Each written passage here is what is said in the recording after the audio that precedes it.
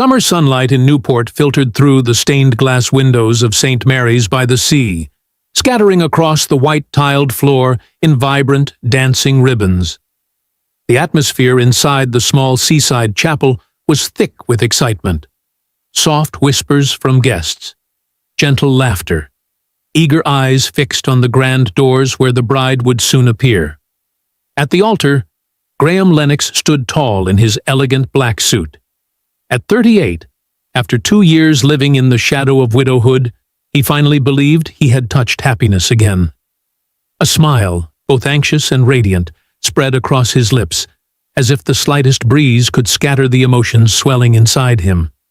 "You look amazing, Dad," 8-year-old Theo Lennox whispered. His small fingers toyed with the velvet ring pillow, his neatly combed brown curls and tiny suit perfectly mirroring his father's. But while Graham glowed with joy, Theo's brown eyes brimmed with worry. Graham glanced down at his son and winked reassuringly. "Thanks, buddy. I'm the lucky one, having such an incredible ring-bearer." He placed a gentle hand on Theo's head, completely unaware of the tension carved into the boy's young face. Then the first notes of the wedding march echoed. The congregation rose as one, every gaze swinging toward the entrance. Everyone waited breathlessly for the bride's arrival. Everyone. Except Theo. The boy's eyes remained locked on his father. His fingers tightened around the ring pillow until his knuckles turned white. The doors opened slowly, and Autumn Harper appeared. She looked as though she had stepped out of a perfect bridal painting. A white lace gown hugging her figure, silk train fluttering softly in the ocean breeze. Her golden hair cascaded like a waterfall over her shoulders, and her blue eyes shimmered with something unreadable. Autumn walked down the aisle in steady steps, each one prompting a soft sigh of admiration from the pews. "You look stunning," Graham breathed when she reached him. She smiled, her whisper as soft as waves brushing over sand. "I can't wait to start our new life together." Reverend Peterson, a silver-haired minister with a kind face, began the ceremony. His measured voice filled the warm space, but to Theo, every line, every passing second felt like a needle piercing his chest. He shifted from foot to foot, eyes darting between his father and Autumn. To adults watching, he simply seemed nervous for the wedding. But the truth was deeper, darker, far more urgent. Standing there, Theo felt himself pulled back into memories from the past months. Back to the first day Dad brought her home, to the things he'd seen, heard, known.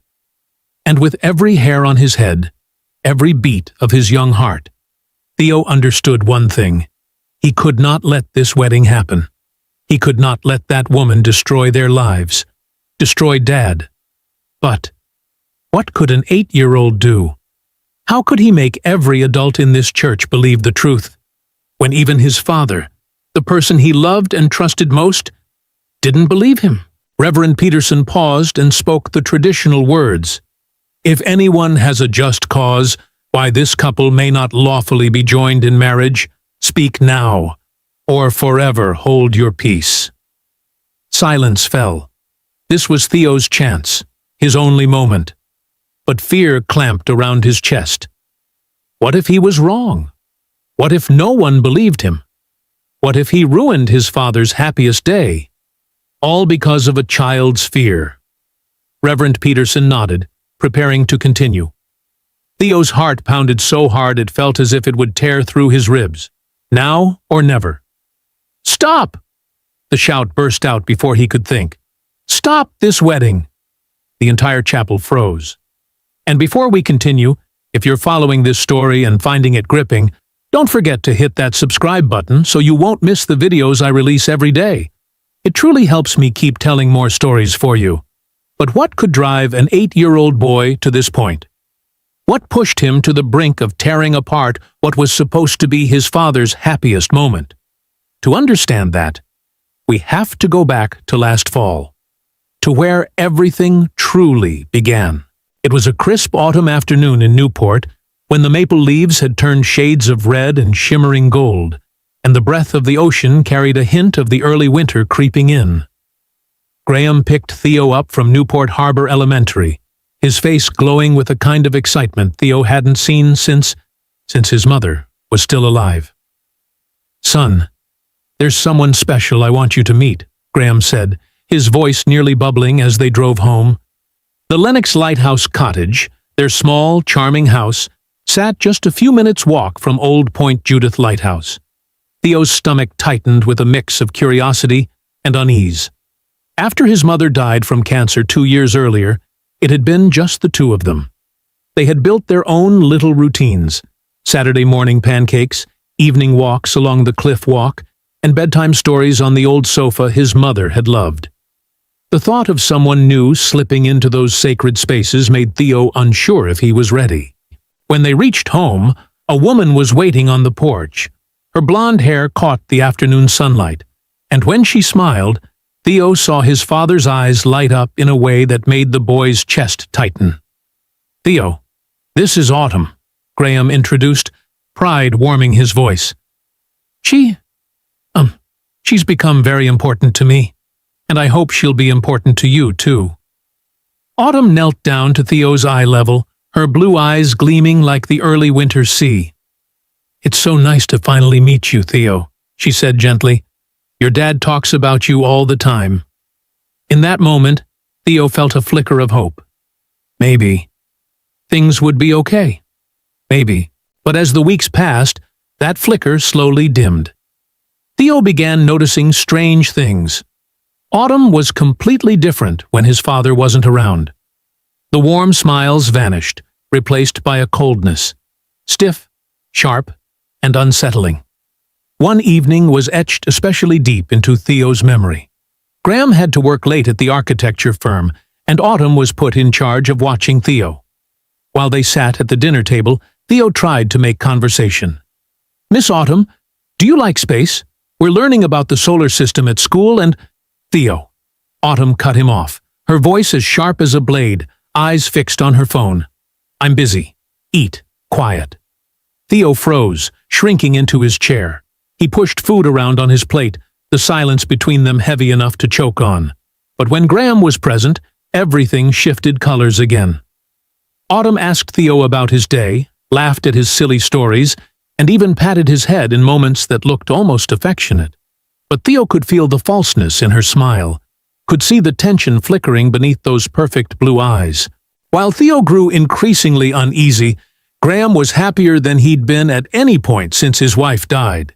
He practically floated around the house, humming old tunes, even breaking into sudden dance steps that should have embarrassed Theo, if they weren't so delightfully goofy. "Isn't Autumn wonderful?" Graham often asked, his eyes shining. "We're so lucky to have her in our lives, aren't we, buddy?" Theo would nod, forcing a smile. He didn't have the heart to shatter the joy his father had finally rediscovered. But deep inside, the 8-year-old boy felt only emptiness, and a growing, gnawing confusion. As the weeks turned into months, Autumn's true nature slowly revealed itself to Theo. She began making clipped, cutting remarks, only when Graham wasn't around. "Oh, Theo," she sighed, eyeing the mess he made while working on a school project. "You're really difficult to manage. I don't understand how your dad puts up with it." Or when he excitedly showed her a good test score. "Very nice, sweetheart. But you know, there's always room for improvement." Each comment felt like a small carving into Theo's self-worth, making him feel like a burden in the very home he had grown up in. He began withdrawing, spending more time in his room, avoiding shared spaces, afraid of catching Autumn's scrutinizing stare. Then, about 3 months before the wedding, something happened. Something Theo could never erase from his memory. It was a Saturday afternoon. Graham had gone out to run errands, leaving Theo and Autumn alone in the house. He was sitting in the living room, watching cartoons and sipping his juice when Autumn walked in. "Turn that off," she snapped, pointing sharply at the TV. "Too loud. I'm trying to work." Theo flinched and fumbled with the remote. In his hurry, his elbow knocked over his juice. Liquid spilled across the coffee table and seeped into the carpet. "I'm sorry," Theo yelped, scrambling for napkins. "I didn't mean—" But before he could do anything, Autumn was already storming toward him.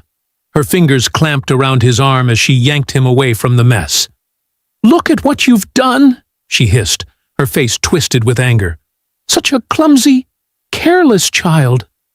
Theo winced from the pain, tears springing to his eyes. "I'm sorry. I'll clean it. I promise." Autumn's eyes narrowed, sharp as blades. "You'd better," she growled.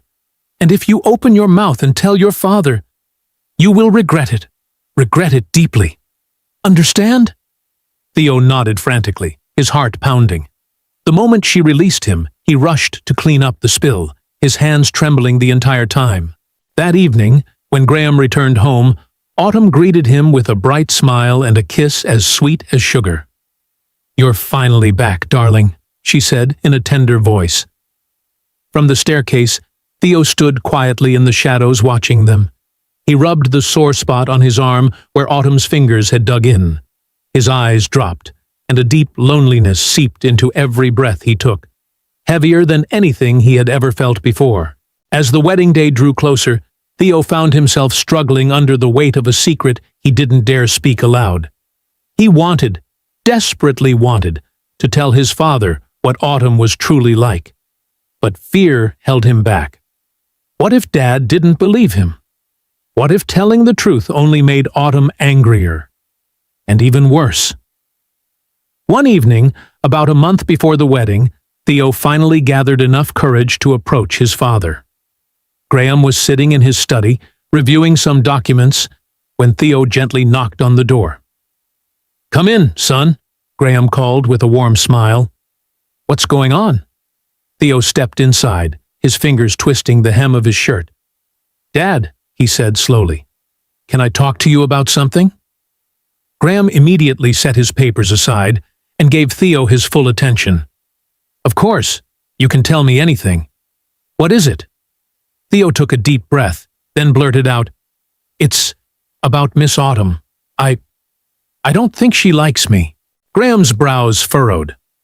"What do you mean, Theo? Autumn adores you." "No, Dad, she doesn't." Theo spoke quickly, as if afraid he'd lose the nerve if he slowed down. "When you're not there, she's different. She ignores me, and sometimes she says things—" Hold on. Slow down." Graham lifted a hand to stop him. He sighed, running a hand through his hair. "Theo, I know this is a big change for you. It's normal to feel unsure. But I promise you, Autumn cares about you a lot." "But Dad—" Theo tried again. "No buts, son," Graham said firmly. "Autumn is going to be your stepmother. I need you to give her a chance.